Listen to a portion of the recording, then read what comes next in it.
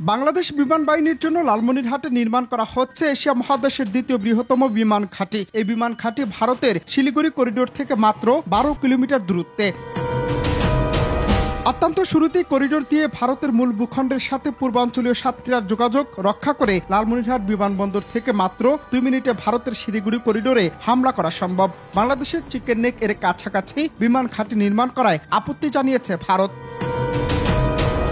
ভারত তাদের মূল ভূখণ্ডের সাথে পূর্বাঞ্চলীয় 7 রাজ্যের যোগাযোগ রক্ষা করে। লালমনিরহাটের বিশাল এই বিমান ঘাঁটির ইতিহাস আজ থেকে প্রায় 100 বছরের পুরনো। 1931 সালে ব্রিটিশ সরকার এই অঞ্চলে বিমান ঘাঁটি নির্মাণ করে। শুধু তাই নয়, দ্বিতীয় বিশ্বযুদ্ধ চলাকালীন বিমান ঘাঁটি ছিল মৃত্যু বাহিনীর একমাত্র ভরসা। পরবর্তীতে 1947 সালে এই বিমান ঘাঁটির কার্যক্রম বন্ধ হয়ে যায়। দেশ স্বাধীন হওয়ার পর 1972 সালে বাংলাদেশ বিমান বাহিনীর হেডকোয়ার্টার্স স্থাপন করার সিদ্ধান্ত নেয় লালমনিরহাটের বিমান ঘাঁটিতে। কিন্তু শেষ পর্যন্ত ভারতের আপত্তির কারণে লালমনিরহাটে বিমান ঘাঁটি স্থাপনের জন্য কাজ বন্ধ করা হয়। এরপর থেকে পরিত্যক্ত অবস্থায় আছে সে বিমান ঘাঁটি।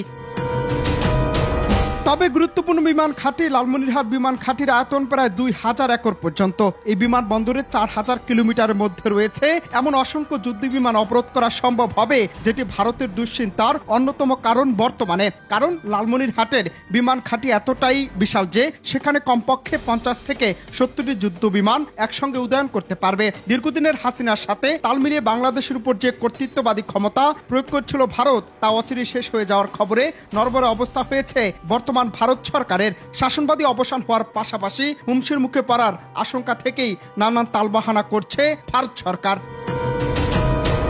এখন বিষয় হচ্ছে, কয়েকদিন ধরেই নানান তালবাহানা করে যাচ্ছে ভারত। কয়েক দফায় বাংলাদেশের পতাকাকে অবমাননা, ভিসা প্রসেসিং বন্ধ, চিকিৎসা সেবা না দেওয়ার ঘোষণা, রপ্তানি বন্ধ সহ একাধিক বিষয় সামনে এনে বাংলাদেশের চরম বিতর্কে ভারত সরকার। টানাপোড়া লেগে যাচ্ছে পররাষ্ট্রনীতি আর বন্ধুত্বপূর্ণ সম্পর্কেও। আমরা একটি সিদ্ধান্ত নিয়ে বিজ্ঞপ্তি জারি করেছি যে আমরা আজ থেকে অনির্দিষ্টকালের জন্য কোনো রকম বাংলাদেশি পেশেন্টকে অ্যাডমিট অথবা কোনো রকম মেডিকেল পরিষেবা দেব না। আবার এই বিশাল বিমান ঘাঁটি ভারতের চিকেন নেকের খুব কাছাকাছি অবস্থান হলেও বহু গুণের কারণে ভারত অ্যাটিলারি দিয়ে বিমান ঘাঁটি ধ্বংস করতে পারবে না। কারণ লালমনিরহাটের সীমান্তের ওপারে তিস্তা নদীর অববাহিকা ঘন ঘন জঙ্গলে ঘেরাও, এজন্য সেখানে স্থলপথে সেনা মুভমেন্ট করা অত্যন্ত কঠিন। অপরদিকে বাংলাদেশ বিমান বাহিনী এই ঘাটে ব্যবহার করে মাত্র কয়েক মিনিটের মধ্যেই শিলিগুড়ি করিডোর ধ্বংস করে দিতে পারে।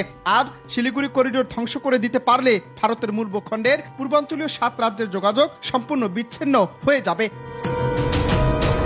টানা কয়েকদিনের ভারতের অযৌক্তিক কর্মকাণ্ডের প্রশ্ন জাগছে নানান মহলে। 2 ডিসেম্বর ভারতের বাংলাদেশের দূতাবাসে অপ্রত্যাশিত আক্রমণ, বাংলাদেশের জাতীয় পতাকাকে ছিঁড়ে ফেলা সহ এমন বেশ কয়েকটি কাজে মুখ খুলতে শুরু করেছে বাংলাদেশের বর্তমান অন্তর্বর্তীকালীন সরকার। মমতা ব্যানার্জির বাংলাদেশ ইস্যু নিয়ে শান্তিরক্ষা বাহিনী পাঠানোর মন্তব্যে কড়া বার্তা দিয়েছেন পররাষ্ট্র উপদেষ্টা তৌহিদ হোসেন।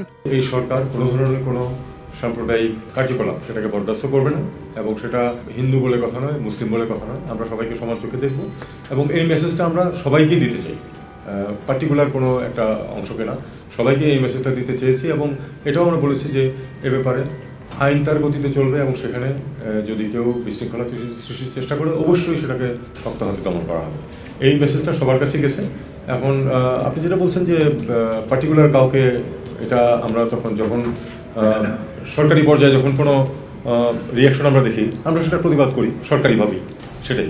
আর বাকিটুকু আমরা ইন জেনারেল টার্মসে আজকে কথাবার্তা বলেছি। আমরা তো কোনো কাউকে দোষারোপ করার জন্য আসি, আমরা শুধু আমাদের অবস্থানটাকে শক্তভাবে উল্লেখ করার জন্য এসেছি।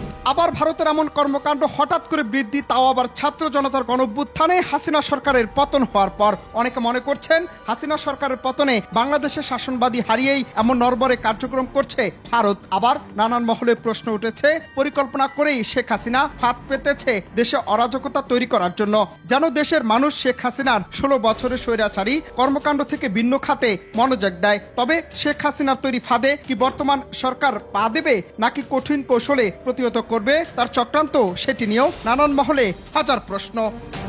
অনন্ত হাসান মাসুদ, বাংলা টিভি, ঢাকা।